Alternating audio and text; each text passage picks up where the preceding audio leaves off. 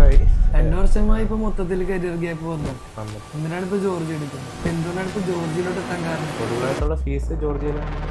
അപ്പൊ ശ്രീഹരി, നമ്മള് ഈ അടുത്ത് തന്നെ പോകാൻ വേണ്ടി നിൽക്കുന്നത് എങ്ങനെ ഉണ്ടായിരുന്നു? എന്തുകൊണ്ടാണ് ഇപ്പൊ ജോർജിയ എടുക്കാൻ കാരണം? പിന്നെ എന്തുകൊണ്ടാണ് ഇപ്പൊ ജർമ്മനി ഡ്രോപ്പ് ചെയ്തിട്ട്? ജർമ്മനി നമുക്ക് ബേസിക് നേഴ്സിംഗ് നോക്കുമ്പോൾ ഓൾമോസ്റ്റ് 40 lakhs ഒക്കെ നമുക്ക് നോക്കേണ്ടി വരും. അഫോർഡബിൾ ആയിട്ടുള്ള ഫീസും പെട്ടെന്ന് പോകാൻ പറ്റുന്ന ആയിട്ടുള്ള രാജ്യം നോക്കി അപ്പോഴാണ് ഇവിടുത്തെ ഇൻസ്റ്റഗ്രാം പ്രൊഫൈല് കണ്ട് അങ്ങനെ ഞാൻ ബ്രോ വിളിച്ചത്. പിന്നെ എത്ര നാളിപ്പോ ജർമ്മൻ ലാംഗ്വേജ് ട്രൈ ചെയ്തു?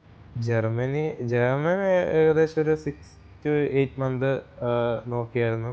പിന്നെ B1 കഴിഞ്ഞ് ഡ്രോപ്പ് ചെയ്ത് IELTS ഏകദേശം 1 വർഷത്തോളം നോക്കി. ഓൾമോസ്റ്റ് ലോണൊക്കെ എടുത്ത് സെറ്റ്. അപ്പോൾ പാർട്ട് ടൈം ഒക്കെ വിഷയമായതുകൊണ്ട് അതും ഡ്രോപ്പ് ചെയ്ത് ഓൾമോസ്റ്റ് 2 വർഷമായി.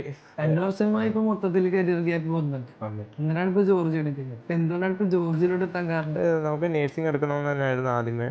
നേഴ്സിംഗ് എടുക്കുമ്പോൾ ബാക്കി എല്ലാ കൺട്രീസിലും നല്ല ഫീസുമാണ്. കൂടുതലായിട്ടുള്ള ഫീസ് ജോർജിയയിലുണ്ട്. ഒരു സ്റ്റുഡൻറ് വരികയാണെങ്കിൽ ധൈര്യമായിട്ട് ഈ ഏജൻസിയെ കോൺടാക്ട് ചെയ്യും. കാരണം നമുക്ക് എല്ലാ കാര്യങ്ങളാണെങ്കിലും പെർഫെക്റ്റ് ആയിരുന്നു. അതുപോലെ നമുക്ക് എന്ത് സംശയം ഉണ്ടെങ്കിലും ക്ലിയർ ചെയ്യാനും നമ്മളെപ്പോൾ വിളിച്ചാലും ഫോൺ എടുക്കുകയും ചെയ്യും. നമുക്ക് ടെൻഷൻ അടിക്കേണ്ട ടൈം വന്നിട്ട്. കാരണം എപ്പോഴായാലും വിസയ്ക്ക് ഇത്രയും ടൈം എടുത്തെങ്കിലും നമ്മളെപ്പോൾ സംശയം ചോദിച്ചു വിളിച്ചാലും അതിന് പെട്ടെന്ന് തന്നെയുള്ള റിപ്ലൈ കിട്ടുമായിരുന്നു. ഒന്ന് മെസ്സേജ് അയച്ചാലും പെട്ടെന്ന് തന്നെ റിപ്ലൈ തരുമായിരുന്നു. നമുക്കിനി എന്തായാലും